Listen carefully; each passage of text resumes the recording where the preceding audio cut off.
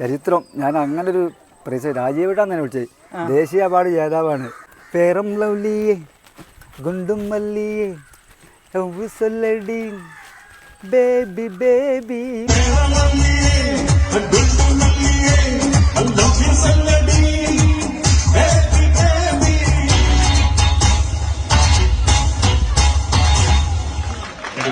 ഏട്ടന് കുറേ ഇങ്ങനെ കൊണ്ടുവന്ന കാലം മുതൽ പാട്ട് പാടാനൊക്കെ പോവേണ്ട് താല്പര്യമുണ്ട്.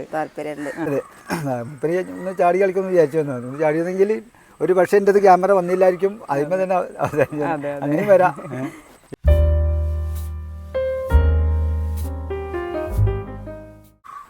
ഹലോ ഫ്രണ്ട്സ്, കുറച്ച് ദിവസങ്ങളായിട്ട് യൂട്യൂബിലും ഇൻസ്റ്റയിലും സോഷ്യൽ മീഡിയ പ്ലാറ്റ്ഫോമിലും മുഴുവൻ നിറഞ്ഞു നിൽക്കുന്ന ഒരു വ്യക്തിത്വത്തിനെ പരിചയപ്പെടുത്താനാണ് ഇന്നത്തെ നമ്മളെ വീഡിയോ കേട്ടോ. അപ്പോൾ നിങ്ങൾക്കൊക്കെ അറിയുണ്ടാവും, ഒരു കാലത്ത് എല്ലാവരും ഒരുപാട് പാടി നടന്ന ഒരു പാട്ട് ഇപ്പോൾ അതാ വീണ്ടും ട്രെൻഡിങ് വന്നിരിക്കുകയാണ്. അപ്പോൾ ഏതാണ് പാട്ട് എന്നും അതിൻ്റെ ഡീറ്റെയിൽസൊക്കെ നമുക്ക് ആളെ കാണുമ്പോൾ നിങ്ങൾക്ക് മനസ്സിലാവും. അപ്പോൾ നമുക്ക് ആരാന്ന് നോക്കാം അല്ലേ. അപ്പോൾ ഇതാണ് നമ്മളെ രാജീവേട്ടൻ. നിങ്ങളൊക്കെ കേട്ടിട്ടുണ്ടാവും. ഇപ്പോൾ എന്താ മില്യൺ കണക്കിന് വ്യൂസാണ് കേട്ടോ ഏട്ടൻ്റെ പാട്ടിന് കിട്ടിയത്. ഫെയർ ആൻഡ് ലവ്ലിയേ എന്ന് പറഞ്ഞിട്ടുള്ള ആ ഒരു പാട്ടിലൂടെയാണ് ഏട്ടൻ നമ്മളൊക്കെ ശ്രദ്ധ പിടിച്ചു പറ്റിയത്. അപ്പോൾ നമുക്കിവിടെ അടുത്ത പ്രദേശത്തും കൂടിയാണ്. നമ്മൾ അരീക്കോട് നിന്ന് കുറച്ച് കിലോമീറ്ററുകൾ ഡിസ്റ്റൻസേ ഉള്ളൂ. ആളെ സ്ഥലം എവിടെയാണ്, ഡീറ്റെയിൽസൊക്കെ ഏട്ടൻ തന്നെ പറയും. അപ്പോൾ രാജുവേട്ടാ നമസ്കാരം. എന്താ ഇപ്പോഴത്തെ ഒരു സാഹചര്യത്തിൽ എങ്ങനെ പോണേ? ഇപ്പോഴത്തെ സാഹചര്യത്തിൽ ഈ ഒറ്റ പാട്ട് കൊണ്ട് നിൽക്കപ്പെടുന്നില്ല. എല്ലാവരും സന്തോഷമാണ്, കുടുംബം സന്തോഷത്തിലാണ്, മക്കൾ സന്തോഷത്തിലാണ്. ഞാൻ ആ പരിപാടി കഴിഞ്ഞ് വന്ന് പിറ്റേന്നാണ് ഞാൻ ഈ വിവരങ്ങളൊക്കെ അറിയുന്നത്, കുട്ടികൾ മീഡിയയിൽ വിട്ടതും ഒക്കെ.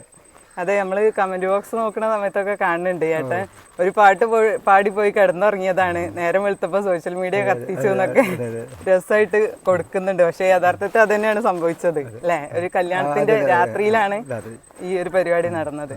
അപ്പോൾ അങ്ങനെ പൊതുവെ എങ്ങനെ പാടാനൊക്കെ പൊതുവെ ഞാൻ ചെറുപ്പത്തിലൊക്കെ പാടും, സ്കൂളിലൊക്കെ പാടിയിരുന്നു. പിന്നെ കല്യാണമൊക്കെ കഴിച്ചു, കുട്ടികളെ പ്രാരാബ്ധം വന്നപ്പോൾ പിന്നെ ആ ട്രെൻഡ് അങ്ങ് വിട്ടു. പിന്നെ പാട്ടും കുത്തൊന്നുമില്ല. അന്ന് ഇന്നത്തെ മാതിരി മീഡിയകളും അതൊന്നും ഇല്ലല്ലോ. പിന്നെ പാടി ഇതാക്കാനുള്ള ഒരു സാഹചര്യങ്ങളും വന്നില്ല നമ്മളെ കാലത്ത്. പിന്നെയാണ് പിന്നെ ഇപ്പോഴത്തെ കുട്ടികൾക്ക് പിന്നെ ചാനലിലൊക്കെ പാടാനുള്ള അവസരങ്ങളും മറ്റൊക്കെ വരുന്നത്. അതൊക്കെ കാണുമ്പോൾ നമ്മൾ എല്ലാ പ്രോത്സാഹനങ്ങളും കിട്ടുന്നുണ്ട്. നമ്മൾ ഇതിൻ്റെ ചെറുപ്പത്തിൽ ഒന്നുമില്ല. സ്കൂൾ തലങ്ങളിൽ പാടിയാൽ എന്തെങ്കിലും കിട്ടും, അങ്ങനത്തെ ഒരു ഇത് മാത്രമേ ഉള്ളൂ നമുക്ക്. പഠനകാലങ്ങളൊക്കെ എങ്ങനെയാണ്? പഠനകാലങ്ങൾ ഞാൻ 3 വർഷം 8, 9, 10 ചീക്കോട് സ്കൂളിലാണ് പഠിച്ചത്.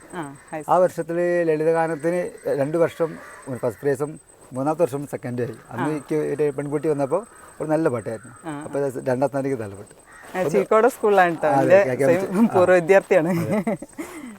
അന്ന് 2 കൊല്ലം ഫസ്റ്റ് കിട്ടി. 3ാമത്തെ കൊല്ലം പുതിയൊരു കുട്ടി വന്നു സ്കൂളിൽ, സൂപ്പർ സോങ് ആയിരുന്നു. അപ്പോൾ കോമ്പറ്റേറ്റീവ് അന്നൊക്കെ എങ്ങനെ സബ് ജില്ല ജില്ല ഒക്കെ കൊണ്ടുപോയിരുന്നു. പക്ഷേ സ്കൂളിനകത്തൊന്നും ചെയ്തില്ല. അവർ അന്നത്തെ പാട്ട് സ്കൂൾ മാത്രം പുകഴ്ത്തിക്കൊണ്ട് നടന്നു, പുറത്തേക്കൊന്നും കൊണ്ടുപോയില്ല. പിന്നെ വീട്ടുകാർക്ക് അതിനുള്ളതും ഇല്ല. അന്നത്തെ കൂട്ടുകാരൊക്കെ എപ്പോഴും ഉണ്ടോ ഈ ഭാഗത്തൊക്കെ ആയിട്ട്? പഠിച്ചവരൊക്കെ ഉണ്ട്. വാഴക്കാട് ഭാഗത്തുനിന്നുണ്ട്, ഒരു പോലീസുകാരൻ ഉണ്ട്. എൻ്റെ ഭാഗത്ത് കുട്ടികൾ പിന്നെ തോന്നി നിങ്ങളെ വെളിയിൽ ആ ഭാഗത്തുള്ള കുട്ടികളായിരുന്നു സ്കൂളിലേക്ക് വരുന്നത്, ആൺകുട്ടികളും പെൺകുട്ടി ബാബൂരിയ ഭാഗത്തു നിന്നൊക്കെ. അവരൊന്നും ഇപ്പോൾ ഓർമ്മയില്ല, മറന്നുപോയി. പിന്നെ എന്താ ഇതില് പ്രത്യേകിച്ച് ഇങ്ങനെ വൈറലാവുക എന്ന് പറഞ്ഞാൽ ഇപ്പൊ ഏട്ടന് എത്ര വയസ്സായി? എനിക്ക് 54 വയസ്സായി. 54 വയസ്സ്.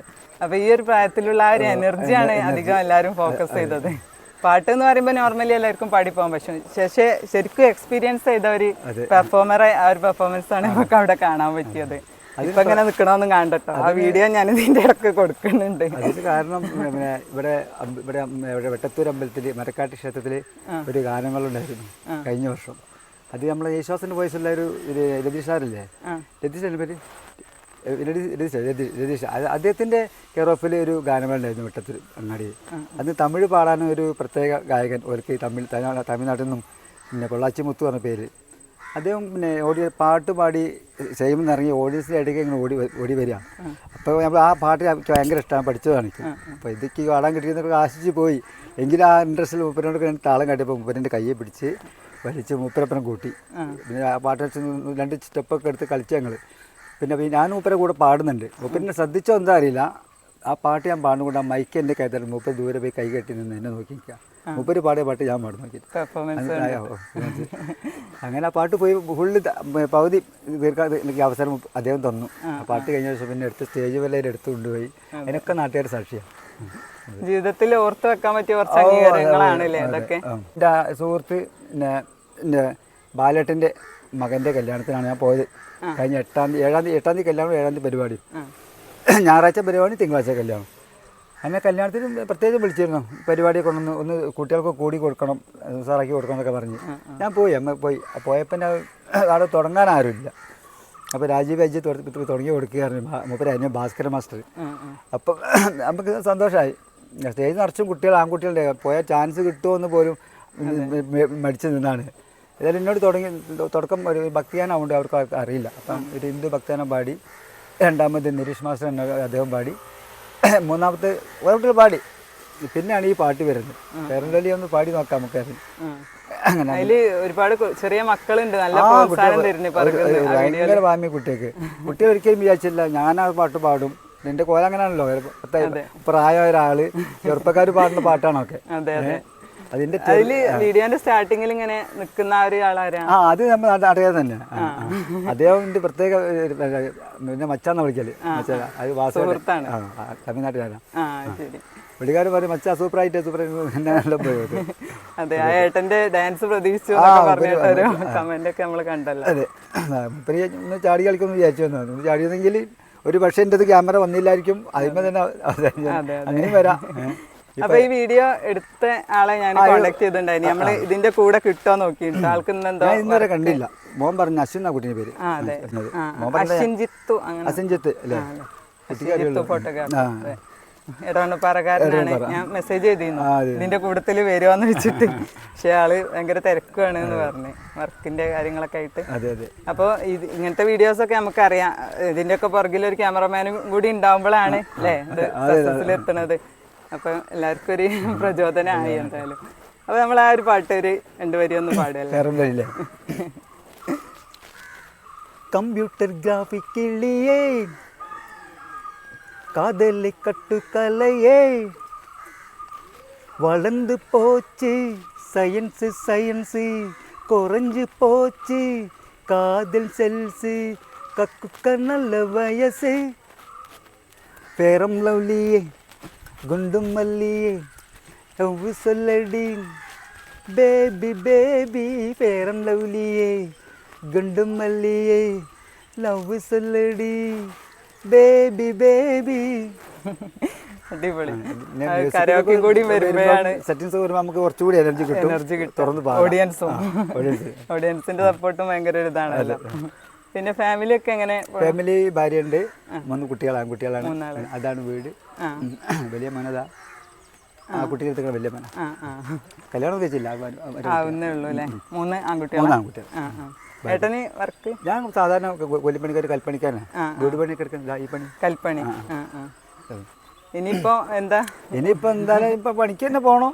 പിന്നെ ഇപ്പൊ ഈ ഗാനം വിളിക്കൊക്കെ പോകാനുള്ള ആഗ്രഹമുണ്ട്. നമ്മളെ സിറ്റുവേഷൻ അങ്ങനെ നോക്കട്ടെ, അവര് എങ്ങനെ ചിട്ടാണെങ്കിൽ നമുക്കൊന്ന് ട്രൈ നോക്കാം. കോണ്ടാക്ട് ചെയ്യുകയാണെങ്കിൽ പോവാൻ റെഡിയാണ്, ഒഴിവ് സമയം നോക്കിയിട്ടൊക്കെ അല്ലേ. പിന്നെ എന്താ അതിന്റെ ഇടയിൽ എന്താ സുരഭി എന്താ മെസ്സേജ് അയച്ചെന്നൊക്കെ? അയ്യോ, മെസ്സേജ് കണ്ടു. ചരിത്രം ഞാൻ അങ്ങനെ ഒരു പ്രൈസ് രാജീവേട്ടാന്ന് തന്നെ വിളിച്ചത്. ദേശീയ അവാർഡ് ജേതാവാണ്. അതിന് രാജീവേട്ടാന്ന് വിളിച്ചപ്പോ ഭയങ്കര നമ്മുടെ പാത്തു അല്ലേ, സുരഭി ലക്ഷ്മി. അതെ, അത് മോന്റെ സ്റ്റോറി കണ്ടു.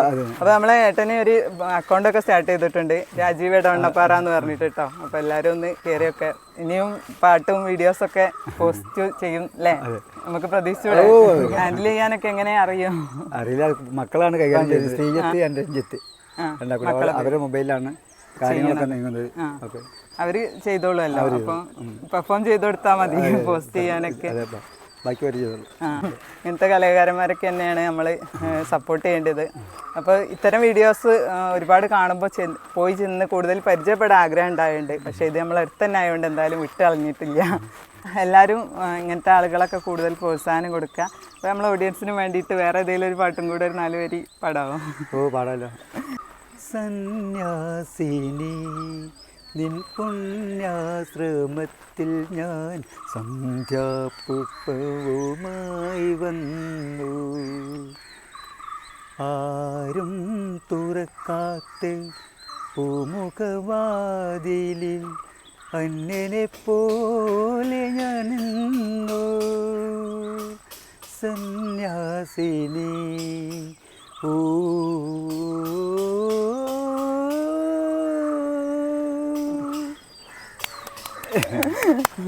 അടിച്ചുപിടി മാത്രമല്ല സാധാരണ വിട്ട് പാടാൻ കഴിയുന്നുണ്ടെന്ന് ചെറിയൊരു ഇത്. അപ്പോൾ നമ്മൾ രാജീവേട്ടൻ്റെ വൈഫാണിത്. ചേച്ചീൻ്റെ പേരെന്താ? രജനി. ഏട്ടന് കുറേ ഇങ്ങനെ കൊണ്ടുവന്ന കാലം മുതൽ പാട്ട് പാടാനൊക്കെ പോവേണ്ട്. താല്പര്യമുണ്ട്. ഭജനയ്ക്കും അമ്പലത്തിങ്ങളൊക്കെ പാട്ട് പാടാനൊക്കെ പോവേണ്ട്. പക്ഷെ ഇതുവരെ ആരും അങ്ങനെ അറിയപ്പെട്ടിട്ടില്ല. പിന്നെ പ്രോത്സാഹനം വേണ്ടത്ര അങ്ങനെ കൊടുക്കാൻ പറ്റിയിട്ടുണ്ടാവില്ല എല്ലാവർക്കും. പിന്നെ ഇപ്പൊ എന്താ എല്ലാരും അറിയപ്പെടുന്നുണ്ട്. ഇപ്പൊ അന്ന് കല്യാണം വീട്ടിൽ പോയി അന്ന് പാടി അന്ന് പിന്നെ മോൻ്റെ ഫ്രണ്ടായിരുന്നു അവിടെ വീഡിയോ എടുക്കാൻ വന്നത്. അങ്ങനെ ഒരു ഇവിടെ അടുത്ത് തന്നെ അല്ലേ കല്യാണം? അവിടെ അടുത്ത് തന്നെ. അങ്ങനെ പൊതുവെ എല്ലാ വീട്ടിലും കല്യാണ വീട്ടിലൊക്കെ പോവേണ്ട്. പിന്നെ ഉത്സവങ്ങളിലൊക്കെ അമ്പലങ്ങൾ ഉത്സവമൊക്കെ ഉണ്ടെങ്കിൽ ഭക്തിഗാനം അതൊക്കെ ചെല്ലാൻ പോലുണ്ട്. പിന്നെ മക്കളൊക്കെ എങ്ങനെ? മക്കള് മൂന്നാം കുട്ടികളാണ്. എല്ലാ പാട്ടിന്റെ മേഖലയിൽ അറിയില്ല. മക്കളാരില്ല. ഒരു അനിയന്റെ മോനുണ്ട് പാട്ട് പാടണം. ചേച്ചിയോ? ചേച്ചി ചെറുതായിട്ടൊക്കെ ഒന്ന് പാടും. അപ്പോൾ ഇവിടെ കറക്റ്റ് സ്ഥലം പിന്നെ എണ്ണപ്പാറ അവഞ്ഞിക്കാട് എന്ന് പറയുന്ന സ്ഥലം അല്ലേ? അപ്പോൾ ഇത് ഇങ്ങനെ ഒരു അടുത്തടുത്ത വീടുകളിലൊരു ഏരിയ ആണ് അല്ലേ? അപ്പോൾ ഇവിടെ വീട് പണി നടക്കുന്നുണ്ട്. അതിന്റെ മോന് കല്യാണം ഉണ്ട്. അടുത്ത വർഷം കല്യാണം ഉണ്ടാവും. അതിനുള്ള ഒരുക്കത്തിലാണ്. എന്തായാലും എല്ലാം ഉഷാറായിട്ട് നടക്കട്ടെ.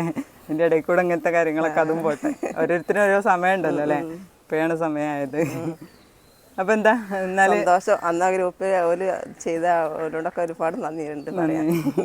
അശ്വിൻ ജിത്തു ഫോട്ടോ അശ്വിൻ ഞാൻ മെസ്സേജ് അയച്ചു. മോന്റെ ഫ്രണ്ടാണ്. മോനെ കണ്ടില്ല.